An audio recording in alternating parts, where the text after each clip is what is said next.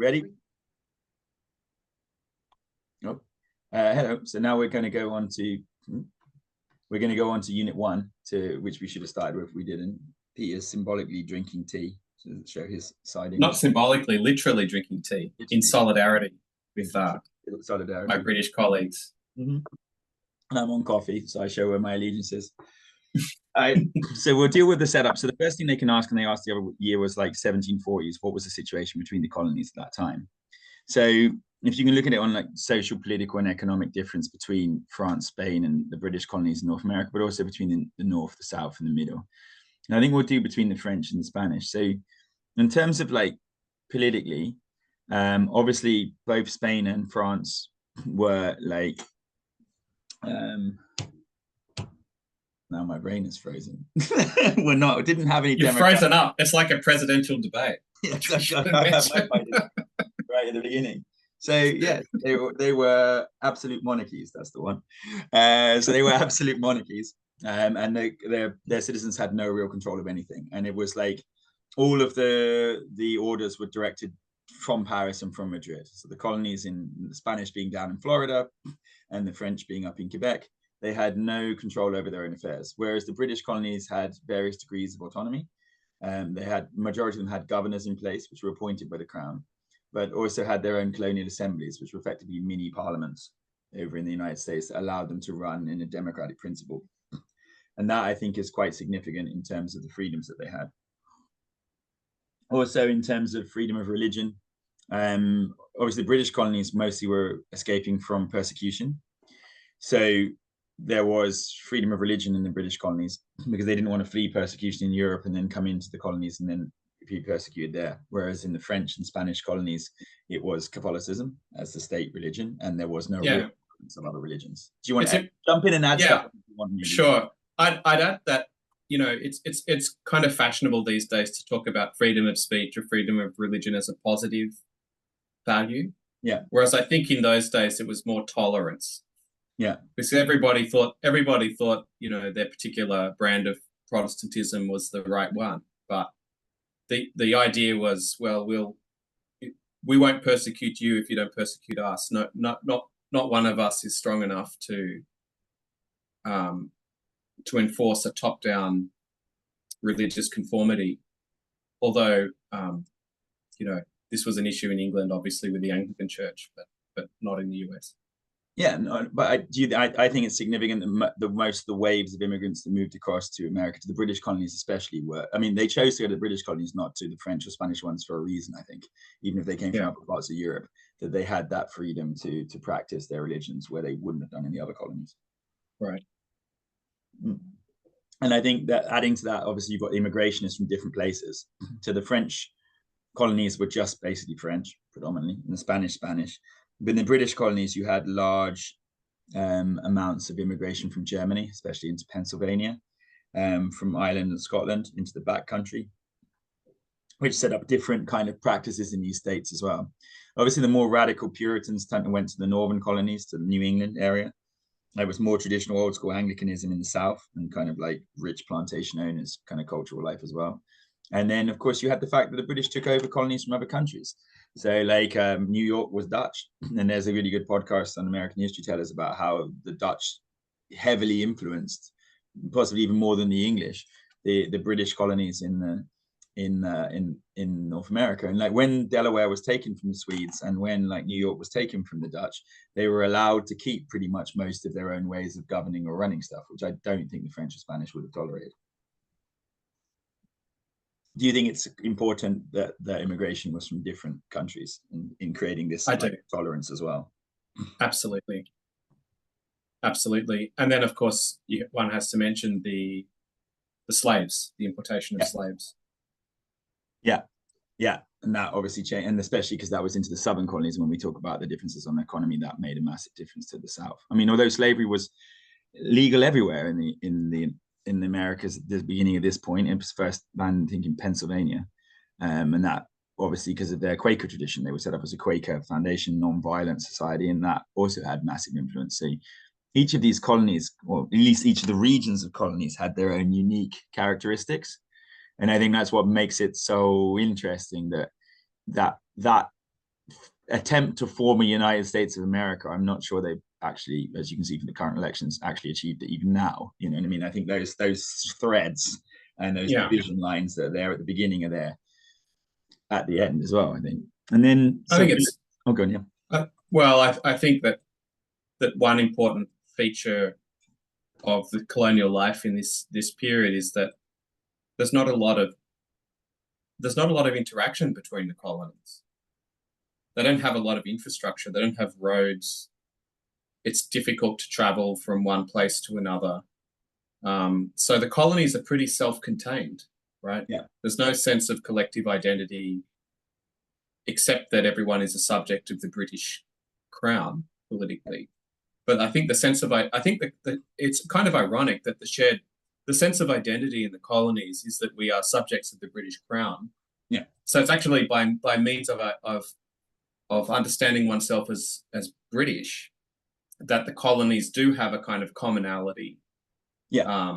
That unites them, but it's not which is strange, isn't it? Because you have the War of Independence later and all of that. But yeah, I think that's important to realize, because it's in different countries we kind of tend not to see the big differences between the states, and obviously in the United States in subsequent history the federal government has become a lot more important and much more powerful. Yeah. But that was certainly not the case. One couldn't even dream of something like that, I think, in the early 1700s.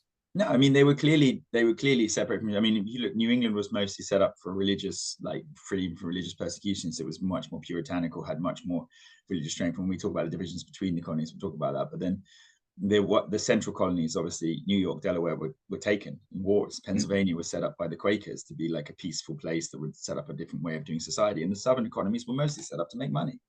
So their whole job was to plant tobacco, export it, indigo, rice. So which one would you prefer to live in, James? Me? Do you prefer to be a Quaker? Do you prefer to be a freakish Massachusetts Puritan? Or a slave owner? Or would you live on a plantation? What a choice! I think I would go for Pennsylvania, New York probably. So let's go with the Dutch. I'd go New York. But there's an interesting fact about that. I'd be a middle colonist. I think I would have issues with the North and the South. Right, but indentured servitude was pretty common in the middle colonies. Yeah, just a couple of years. But anyway, okay, well, I think we're getting. You want to elaborate on indentured servitude, because it's probably quite an important factor that they may not know. So, well, between half and 2/3 of white immigrants during this period, early colonial period, were indentured servants.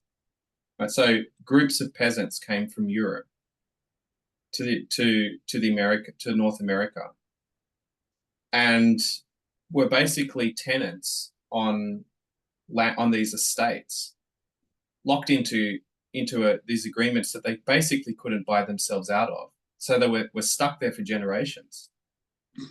Almost like, the Middle Ages, the early to mid-Middle Ages, the feudal period. It was almost like a feudal situation. It's quite striking. Hudson River Valley. For generations, I always thought it was like they had to do 5 to 10 years, and then they were usually out of their contracts. Or did it? Well, I think conditions differed. Yeah. But some of them locked in. I guess that also set up that idea of that indentured servitude having been effectively, I wouldn't say slaves, because it's to cheapen how terrible the institution of slavery was. But you certainly have no freedoms, and I think that when they get out of that probably added to the racial hierarchy in the South. Yeah. I would have thought. And then, if we're looking, so let's finish off the differences with the French and the Spanish, just to run it through. Sure. So they've got absolute monarchy, Catholicism over religious tolerance, and democratic elected governments. Purpose as well, I think, of why they were there. So like the French are only there to trade.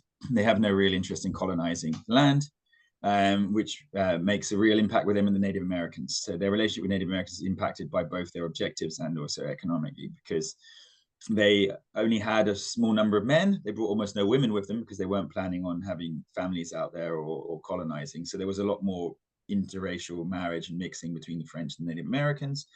The French main economic interests were fishing, off the Quebec and Newfoundland and off the coast of Canada. And then obviously the fur trade. And for the fur trade, they relied a lot upon the Native Americans as guides, and to help them, they traded with them. So the relationships were much better with Native Americans with the French because of that intermarriage and because of the interlocutor trade, and because they were not really interested in taking land, even if the Native Americans didn't really have a concept of land. So I think that fundamentally changes a lot the nature and purpose of it being there. Whereas if you take this, and you can jump in this if you want to add anything, the Spanish were obviously there mostly to convert Native Americans to Catholicism. So their objective of being there was slightly different. It was more religiously motivated than economic. And their main focus was South America and Central America. So Florida was to them was more like a protection route on the way out of their more lucrative colonies, because obviously they had gold, silver, rich minerals, everything from the South. And these northern lands didn't really provide that. But for the few colonists who were in Florida, they tended to follow the plantation method of like growing cash crops in the same way the southern states did, because Florida has a similar kind of climate. Whereas, even though we've talked about the British being there for different reasons, they were there to escape religious persecution, to set their own societies, also to grow cash crops. But the key thing between all three of those is they were there to settle, to expand, and to have like colonies. So then their objective would bring them into conflict with Native Americans because they were going to take the land. And that caused issues at the beginning, because of course they would buy land off Native Americans. Native Americans didn't really have that concept of owning land. So for them selling it, they didn't really understand what they were selling.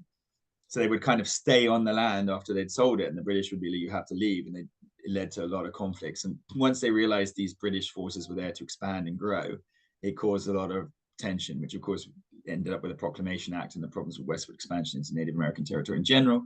But the fact that the French and Spanish kind of had the British colonies boxed in, because they had no way of expanding westward, because it was Louisiana territory or Quebec itself, or down into Florida. So as the population's growing in America, that desire to expand out into more lands was kind of restrained and would inevitably lead to conflict, I think. But the fact that the British were there to colonize and to expand and settle there, compared to the French and Spanish objectives, means I think it was always inevitable that they were going to be the ones to put the most strain on the continent. Do you want to add anything to that? Yeah, sure. I mean, I think as you mentioned briefly, the British colonists have a political culture of self-government that they've inherited from England, and the history of that's very interesting. How that came about, that they had this mentality that they would govern themselves independently. You would have independent townships, modeled using a British model. So the governor in a colony is similar to the king, right? It's executive. You have a legislature and usually two chambers. The upper house consisting of wealthy landowners, the lower house consisting of a wider franchise, right? So you have these kind of little mini Englands everywhere, quite capable of making their own decisions, quite capable of organizing themselves effectively. And I think the most striking fact of all is the massive increase in population. I mean, it's unbelievable the extent to which the population increased between 1700 and 1763. It says here 100% increase in population. Yeah, that's incredible. Yeah. So you've got a high birth rate, you have a low death rate. So you could have a high birth rate and a high death rate. Population wouldn't increase as much, but conditions are obviously good enough. People are eating, nutrition's good enough. Yeah. That the death rate is not so high, and so the population just explodes. Imagine you have about 7 kids in an average family. But they've got the land. That's the key. They've got the land and the ability to grow good crops mostly. And like I did an essay on malaria impact on Virginia in the colonial times. It was one of my essays, weirdly, at uni. And Americans were on average 2 to 3 inches taller than British within 100 years of settling there. That's because their diet was so much better than back home.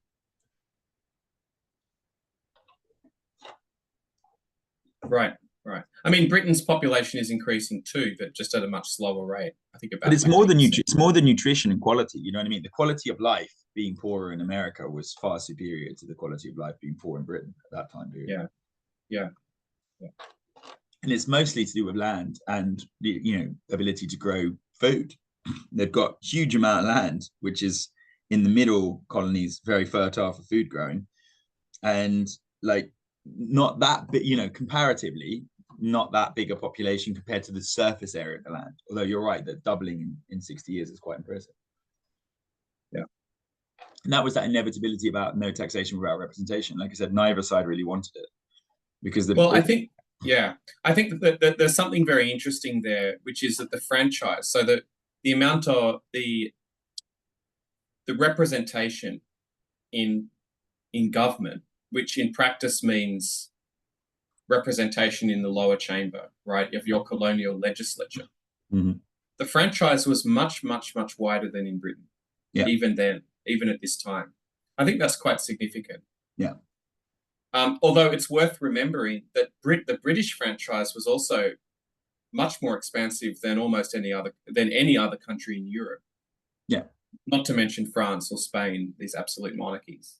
Yeah. So that's quite significant. Yeah, but I think it's quite significant. The Americans basically out British the British. I mean, it is still, as far as I'm aware of, the only rebellion in history where the people that rebelled said they were more like the real versions than the people they were rebelling against. I mean, their main argument was the British had become too French and they were the true Britons. Right. And then, so is there anything else you can think of in the differences between France, French, Spanish, and British colonies? Or if we covered it, and we can go into the British ones. I think you've covered it quite well. I think you, as you said, different purpose. The British were there to settle. The Spanish and the French were there to exploit, I guess, or convert, and not inclined to set up durable political institutions that were right. Although, you know, in the British sense, that's also kind of sui generis, isn't it? That it's not that the British had some kind of well laid out policy of colonial expansion. It's that the colonists that arrived there organized themselves. Yeah. I mean, but the political culture. So in that sense, the political culture question, the fact that these colonists, British colonists, were able to do that, to set themselves up, model themselves effectively on British governments with minor variations, is very important. Very, very important difference there. I guess that also brings us up, I've just been thinking that also brings us up into the expansionist tensions inside the colonies, because New England and the middle colonies weren't really that bothered about expanding because they weren't really doing it for economic reasons. Whereas the southern colonies were the ones who wanted to expand west, more and more territory, more land, because they were obviously growing cash crops. There was a land heavy industry that needed more and more land to generate more and more money. Whereas if you're setting up your colony because you want to flee religious persecution, you don't need to keep expanding to do that. You just need a safe space. Yeah. Here's a question for you. I don't know whether you've thought about this, but you know, in relation to slavery, so 1619 is the date. Yeah. The first black slaves arrive. Yeah. But of course, 90% of the slave population, which is actually about 6% of the entire population of the 13 colonies, goes south. Yeah. Why did they go south? Why didn't they go north? Why didn't they set up all over sort of indiscriminately throughout the North American colonies? Because I think, well, there were slaves in the northern colonies, but they were more like home help and like, you know, working in households or like drivers or like wagon drivers or other stuff. But I think the main reason economically was it was driven by the conditions in the South necessitated the working conditions. You know, they didn't have aircon or anything. These were hot, humid, brutal conditions that I imagine most white settlers wouldn't have wanted to work in. You know, if they had the choice between farming in the middle colonies or doing grueling work in cash crop societies, that's where they chose to go. So I assume that if I'm right, didn't they bring slavery into the Caribbean first? So they would have seen that it worked on the sugar plantations and that there, Yeah. and then brought African Americans across into the United States to work on them. So it was entirely the economic model. They believed, obviously, having a free labor force they didn't have to pay would be beneficial, and then that meant that pay, and this is where a lot of the tensions came with the Civil War, that some of it was not idealistic, but white workers who wanted to be paid didn't think they could compete with free labor. So that became some of the issues arguing outside. One of the reasons why it's whether slavery was really abolished for moral reasons or economic reasons. But I think that it was the inevitability. There's also, I mean, I did that essay I did on basically on the malaria in Virginia. There are two types of malaria: Plasmodium vivax, Plasmodium falciparum. I don't get into too much on that. The one with the higher fatality rate, Africans are immune to, and white people are not. So in terms of fatality rates working on the plantations, that would have been something probably they wouldn't have known scientifically, but they would have been able to work with. So, and again, I think it's that idea of, in order to be really profitable for them, they concluded they needed a free workforce, I imagine. And then they decided that because of the racial justification behind the slave trade, they would use African Americans there. And they couldn't grow cash crops in the other colonies. If we look at the economic models of what they were producing, like obviously the French couldn't grow any crops in Canada really, or very limited, because the conditions were so cold up there, it was almost impossible. So they used to import most of their food. And the New England colonies were not great for farming either. So they mainly focused, and that's why inevitability they went into fishing, obviously, because they got off Boston and around there, and also manufacturing of ships. But because the Navigation Acts, they had to give those ships to the British. They weren't allowed to sell them to anyone else. And they were allowed to manufacture products, but only off imported British goods. So that was why smuggling became really big for them, and why that was a big issue for them. But they relied on importing a lot of their food from the central colonies. So the central colonies were kind of the breadbasket. That was Philadelphia, so Pennsylvania, New York. Those colonies had the best ability to, because they also traded, as New York was a big trading port. But so Boston and New York were the biggest trading ports, but they also grew the crops that would feed most of the colonies. But the South was, again, land of a different type.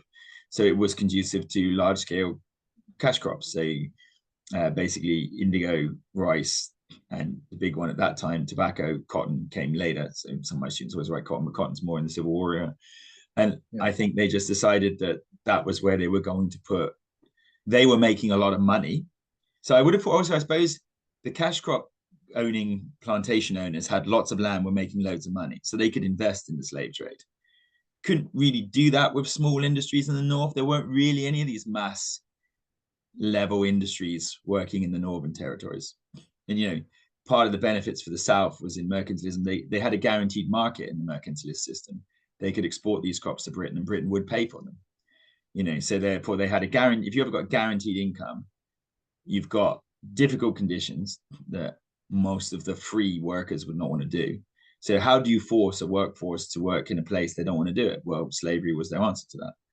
And I think that's why they ended up in the South, because they needed people to work in something that no one who was a free worker was going to do. Yeah. I mean, do you have anything you want to add to that or take on that? No, I think that explains it. Yeah, and then if you're looking through, and obviously that when we go into the civil rights course next year, that is vitally important for setting it up. But the fact that slavery is so vital to the economy in the South is massively important when you look at the differences. And then, like, if we look, so we've looked at the economic differences and how they had completely different economic models.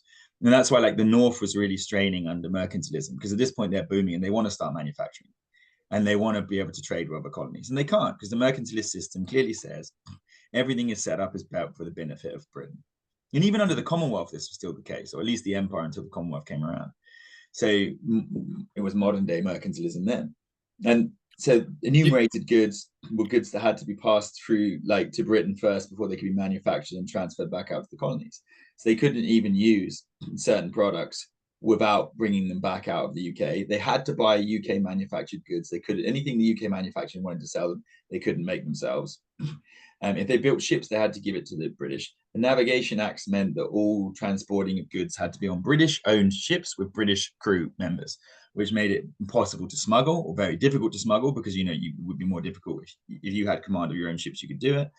And, you know, there were the British, the French and Dutch West Indies were very lucrative areas that they could have traded with and got rum for cheaper. I mean, they did still get rum for cheaper. That's what led partially to the Sugar Act.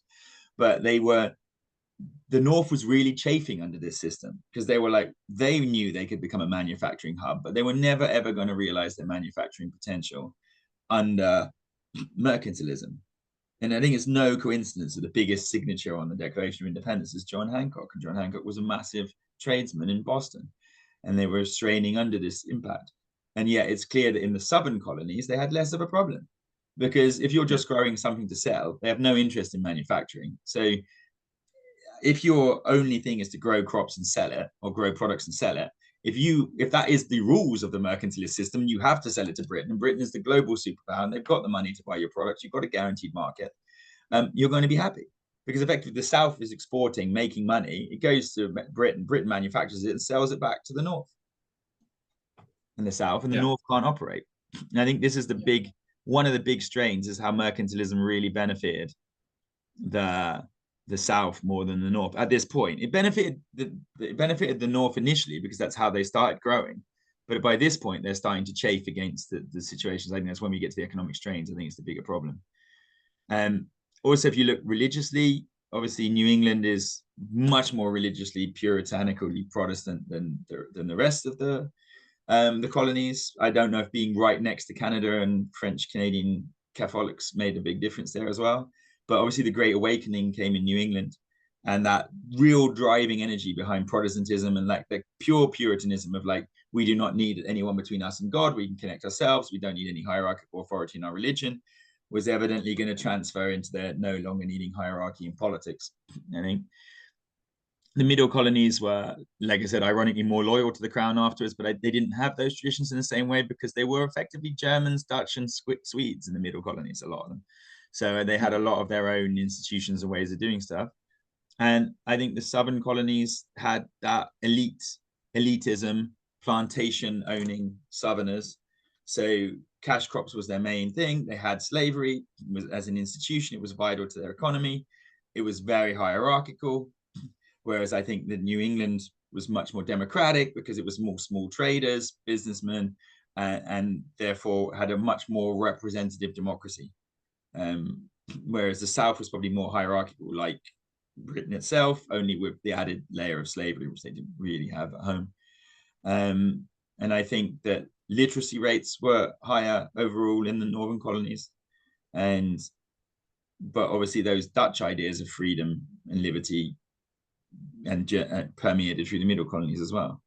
So and that I think that relates to, I mean, it's just important to underline the fact that these Protestants, the more radical Protestants, Calvinists, Presbyterians related to Calvinist theology, I think, there are political consequences to religious beliefs, put it that way.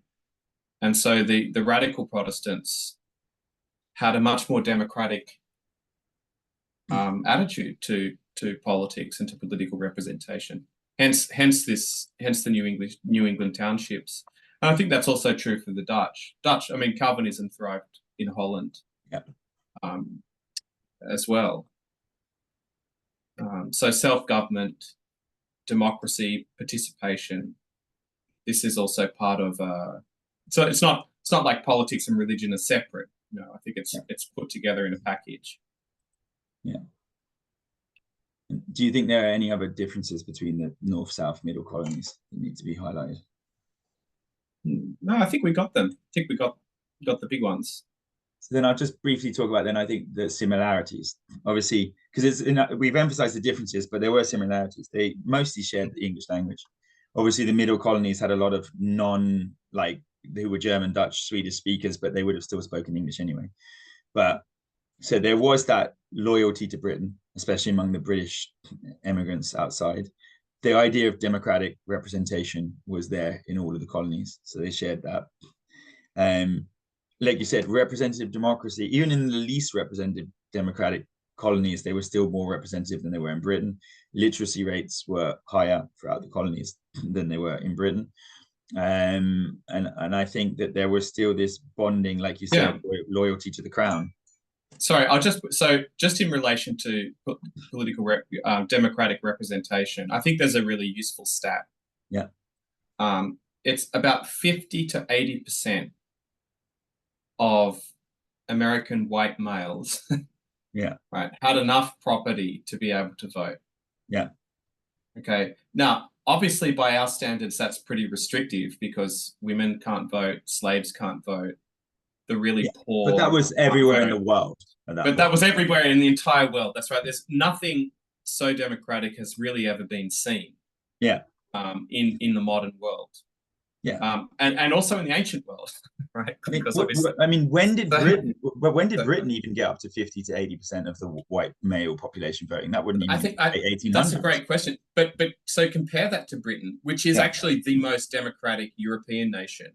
Well, global nation technically, because like the colonies are still part of Britain. So yeah, and Britain's figure is 15%. Yeah. So 15% of the entire population of Britain are eligible to vote, right? Yeah. And the US, the lower figure is 50%, and probably higher in other, depending on which colony you look at. Yeah. If you go towards Massachusetts, I'm sure the figure is even higher than that. Yeah, probably. And there's a reason why that their sense of property damage and stuff comes up higher there, I think. But yeah, I mean, that's crazy. 50 to 80% can vote. Obviously, you're more invested in your democratic system when you can vote and you have a right to vote than you would be otherwise.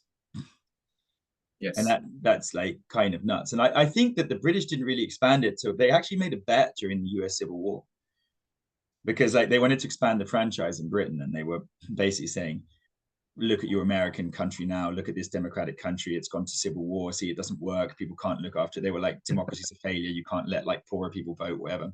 And effectively the parties kind of took a bet, because they were like, no, it will resolve itself. And they were like, no, it's going to split into two countries. And they kind of made a bet about whether it would, if it split into two countries, then they wouldn't expand the franchise, because it's clear that it's a failure. And if they manage to repair themselves, then it shows that democracy can work. In fact, that the North. So I think that British expansion of franchise to poorer people was quite directly related to the North winning the US Civil War. Yeah, quite possibly. And obviously the United States, I mean, de Tocqueville, right? Yeah. The great French political theorist. Yeah. Went to the United States. I think he was there in the 1830s, 1840s. Yeah. I hope I got that right. It's embarrassing if I didn't. He before the Civil War. Yeah. He went there precisely because he thought that democracy in America would be the model for democracy in Europe in the future. And that America, as it went ahead, would be the paradigm, the democratic paradigm that other countries would follow. And I think that prediction proved, well, very, very, very correct. Well, they made the democracy. What a lot of the British were claiming at that time, where they were like, it's a small, because when the colonies were tiny, they were like, oh, it's a small place, it's fine, it works for them, but we can't expand it to bigger places because they're so small and pathetic. But as it expanded and got bigger, it's the same arguments. If you want to put it in modern perspective, you understand the same arguments people make about Scandinavian democracy. They're like, yeah, fine, it works in Sweden, Norway, Finland, but we can't expand it to the rest of them because they're tiny populations, they're exclusive, they've got higher literacy, higher everything. The American colonies were the Sweden, Finland, and Denmark and Norway of that time period. Yeah. So and their model then got expanded all over the world because it was just seen to be more effective on the side part. But I think we're jumping ahead, obviously, because we are. But I think it will help them to get a grip. If you think of the colonies being in terms of land ownership, literacy rate, political engagement, or religious freedoms, they were light years ahead of like anywhere else on the planet. Yeah, at that point. And I think that is quite important to emphasize. And that is obviously where they, I guess, had a sense of feeling like they were shackled to something more old-fashioned, that they'd actually refined the British like systems into a better version of the original British system. Yeah. Well, and I think a British system that functions in different conditions. Yeah. So obviously, you took the British rules and you put them in a more fertile ground, and therefore you created a more fertile democracy. Indeed. I think in Britain, obviously, you have the current, the institutions that have existed for centuries. Yeah. And you have to modify them or or keep them. You can't abolish everything and sort of start from a blank slate. Yeah. So it's not Britain's fault. But yeah. Anything else you think we need to talk about in similarities and differences, or do you think we've covered them mostly to set up the world? Anything else they need to understand about that world? Happy with that. All right, cool. We'll finish this episode on that bit then, and then we can start the next one.